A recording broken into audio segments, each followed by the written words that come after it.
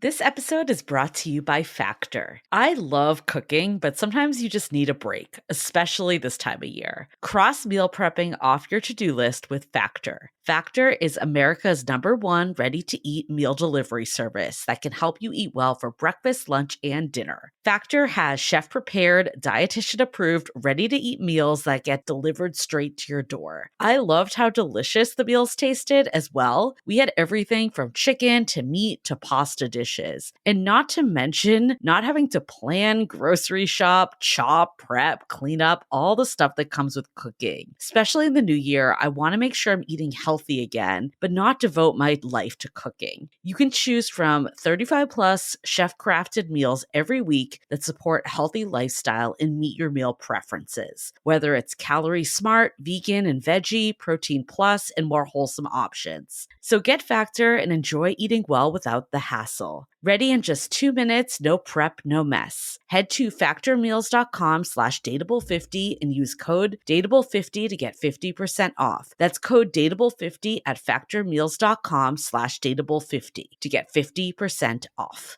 Hi, I'm Yui Xu. And I'm Julie Kraftchick. We're active daters turned dating sociologists. Here to dive into everything modern dating and relationships. Welcome to the Dateable podcast. We're back for another episode of Brunch Talk, where we answer your burning dating questions and help you through any dating conundrums that you may have. We are here for you. Even on Christmas Eve morning, we are here to answer those burning dating questions. But in all seriousness, happy holidays to everyone. We're so excited to, celebrate the holiday season. Merry Christmas or whatever you're celebrating today. If you're like me, I'm kind of an orphan on Christmas, but I've been taken in this year with my partner's family, so I'll be celebrating Christmas Eve. But whatever you do, hopefully you have a great day filled with happiness, love, and good food, of course. I just learned what a baked Alaska was. I mean, I knew what it was, but now I finally know what it means. What does it mean? I'm not sure if I even know. Because it's cold in the center. It's like ice cream in the center, but it's baked on the outside. And it's the reason why it stays cold as ice cream in the center is because it's got a layer of egg white over it. So it's like a baked cold thing. I feel like there needs to be some dating term food or something that we should just create. Because where did this stuff come from? It's like some random person is like, let's do this. Home fries. Yeah, that makes perfect sense. But our dating advice makes perfect sense, at least to us. We think we make perfect sense in our heads. And our question for this episode is, should I go no contact with my ex? Whew. And for more context, our listener wrote in, I recently broke up with my most significant ex because I went abroad. I really miss him, and I'm wondering if I should keep reaching out and share with him about my travels.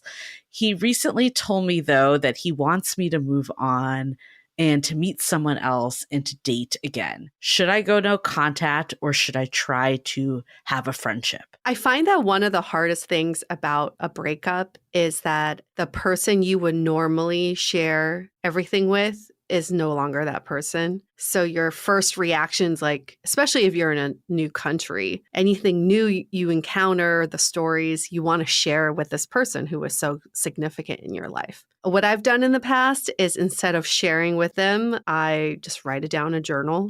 At least I get it out there. I like that. On paper. And eventually that could go in an email, and maybe it's a longer email that I share with them if I feel compelled to. That part is really tough. It's just not having that default person to share your life with. Yeah. I mean, it sounds like to me that it's hard to move forward and that you want to stay in contact, but you have to evaluate what is the healthiest for you. There's a reason why this relationship ended. It sounds like you're both on different paths in your lives, and maybe there'll become a day that you guys reconnect. I don't want to say that in the sense waiting around for it, but I love this in the sense of you do you right now, and if it's meant to be, it's meant to be. In a year, 2 years, whatever that time is, you might realize you were never right for each other in the first place. I feel like that happens a lot as we get so hung up on our exes. And then when we're away from the situation, we realize that this person really wasn't right for us. Because at the end of the day, they did let you go. And I know that you moved abroad and all of that, but That's still a conscious decision. So you got to prioritize yourself and what's best for you. And in the moment, it might feel amazing to send that text to your ex. But if you get a text back saying, like, I wish you'd move on or I wish you'd date other people, it's probably not going to feel so great to have sent that. I always ask myself if I'm willing to share my life with this ex, what of their life am I okay with hearing about? Yes. And this is where the danger lies, because you could be very liberal in the way you share whatever's going on in your life. And one day you get that text of them dating someone new. Yeah. How is that going to feel? I've played that scenario in my head many times with exes and said, nope, I don't even want to open that door. I don't want to know. Yeah. And the reality is that he's giving himself permission to say that because he's flat out said, I want you to move on. I want you to date. So therefore he can do the same too. So it's not even like they're doing something wrong in that situation at all. No.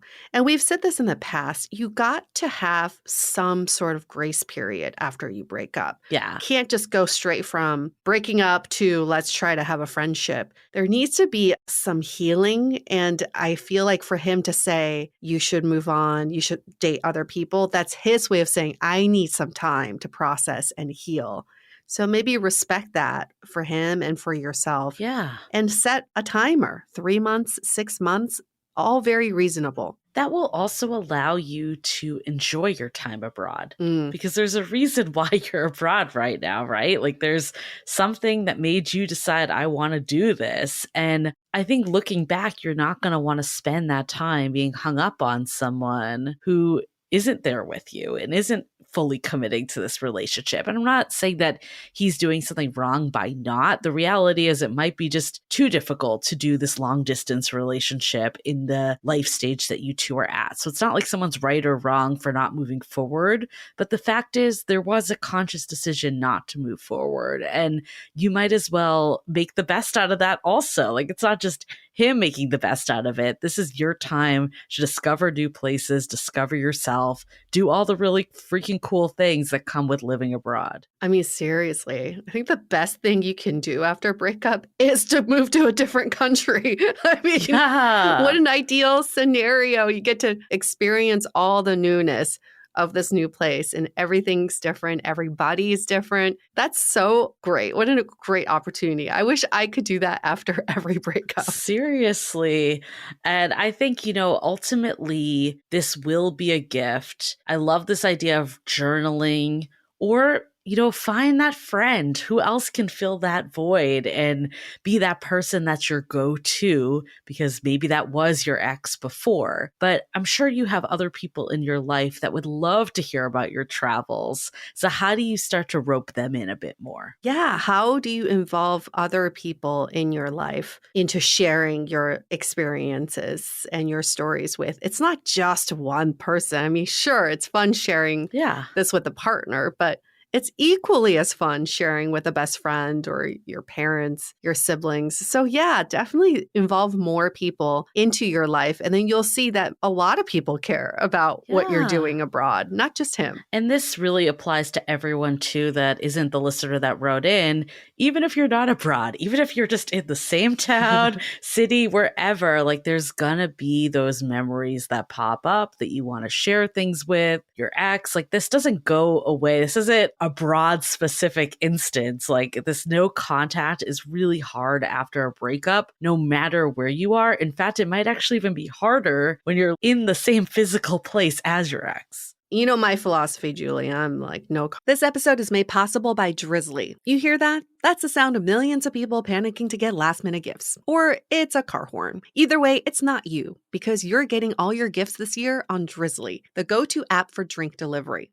Drizzly lets you send beer, wine, and spirits to almost anywhere in as little as 60 minutes or scheduled up to 2 weeks in advance, making it the ultimate gifting hack for the holidays. Compare prices on drinks from local stores and avoid the chaos, the lines, the traffic, and the, hey buddy, learn to drive. I'm recording an ad here. It's for Drizzly, a super convenient drink delivery app that makes gifting for the holidays effortless. Yeah, you can send drinks right to anyone's door. What's that? You wish you knew about Drizzly earlier? You're literally scrambling to find gifts as we speak? Well, I download the Drizzly app or go to drizzly.com. That's DRIZLY.com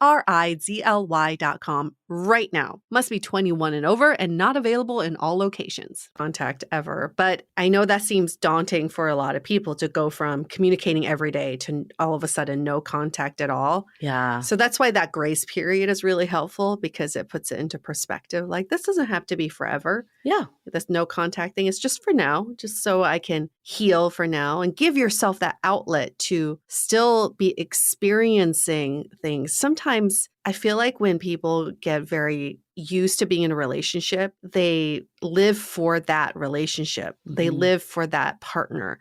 They have these experiences just so they can tell their partner. Yeah. Now you get to live your life just for you. So maybe it's not even about sharing it with anybody. Just share it with yourself. That's very special. Yeah. I want to go into no contact a little more, because I find no contact very interesting, because I think there is a time and a place for it. It absolutely can help you heal, but oftentimes we use it as a manipulation tactic also. So before we do that, let's hear a message from our sponsors. So I totally admit, when I was like trying to get my ex back, the the no contact probably was like 90% a manipulation tactic and like a 10% self-protection mechanism.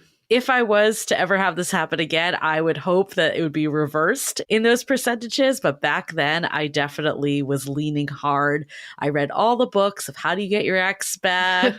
And a lot of them was, you stop texting, you stop responding, and then they realize what they lost and they're going to reach out.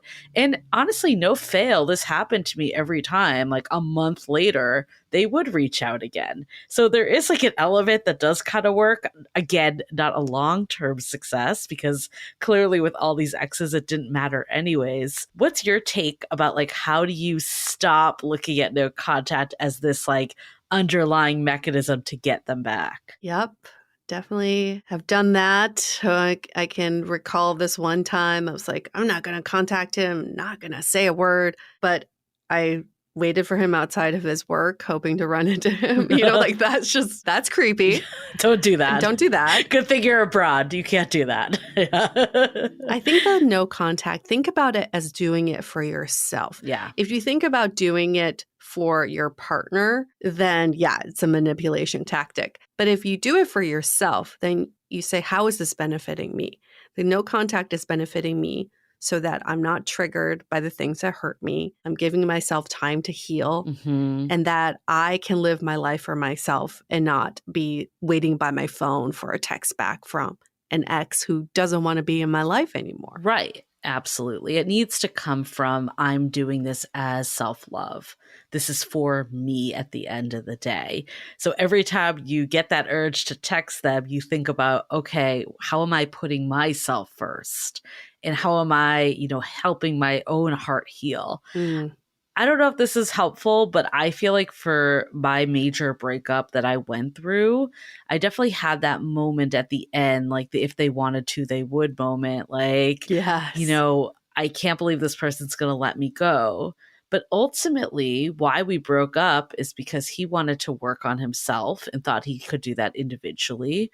And I wanted a committed partner that was in it with me. A few months later, we both found that. And I think there's something very beautiful in that in itself. Like maybe it didn't end up in the love story between the two of us, but it did end up being that moment that we both wanted. We got that. And there was like an act of love that came from that. So of letting each other go, right? That allowed for that. So maybe you could look at it as like grace and gratitude to your ex too. It's like, you're doing this freaking cool experience of a lifetime. And that's what your path is right now. Like go out and live it and let them do whatever their path is. Yeah, so true. Set them free too, and let them come to an understanding. Because most exes do come back in that first 2 months. because it's a habit. You want to come back to the person who was in your life for so long. I would argue anybody who comes back in the first 2 months is not ready to make any changes. No. It's going to be the exact same thing. So if you're just opening the door for that to happen, you're actually just going backwards because you're going to end up exactly where you are right now. So just close that door. If it's helpful, I block because then I know there's no chance for them to DM me, contact me, email me, call me, text me. Just do all the things that just take all the possibilities off the plate. And you can do that for a short amount of time. You can say, I'll do this. I'll block them for 3 months. I really like that. And you could even tell them, this ex clearly sounds receptive to you doing you. You can just say, we agreed that we're going to go our separate ways. I'm going to block for 3 months, not because I dislike you as a person, but because I'm just trying to move forward. We can see if we reconnect after that time or whatever you want to say. Yeah. It's not necessarily leaving the door open. I agree with you. There's something forever that makes it harder to do. Yeah. So if you do time box it, you're okay, I will talk to them eventually. And who knows, by 3 months, you may have zero desire to talk to them. That could definitely be something that happens. Yeah, absolutely. Or you get to a place of I could actually learn from them and learn how I could have improved in that relationship and take it to my next relationship. You never know where you're going to end up in 3 months, but I can guarantee you it's going to be better than the place you're at right now. Yeah. And if you do want to actually be friends with your ex, you do need that time block. There's no way it can happen right now when it's so raw. It just can't. So give the time. You're doing both of you a service. You're giving each other a gift. Let each other go. And if it's meant to be, it'll come back, as cliche as that sounds. If it's meant to be, it will evolve itself and present itself to you in a different way. So there you go. Thanks for that question. For everybody else, get your questions in. You can email us hello@dateablepodcast.com. You can DM us on Instagram @dateablepodcast. Or better yet, like this person, leave us a rating and review in Apple Podcasts, 5 stars. And in the body of the review, you can ask your question there and we'll bump you up to the front of the line. Yes. We will be taking a little bit of a brunch talk hiatus in our on-off season, whatever we're calling it nowadays. You all know when we take the little break, but we're still here. We still need a name, a branded name. But don't worry, still get your brunch talk questions in. This is actually a great time when we resume them to be at the top of the list. We will do it in order. So have no fear. All right, we'll see you all next week. See you next week. The Dateable Podcast is part of the Frolic Media Network. Find more podcasts you'll love at frolic.media/podcasts. You can follow us on Instagram @Dateable Podcast and visit dateablepodcast.com for access to all the episodes and our premium programs. Also, make sure to subscribe today if you haven't already on Apple Podcasts, Spotify, or your favorite podcast platform so you are the first to get all the latest episodes. And most importantly, stay dateable.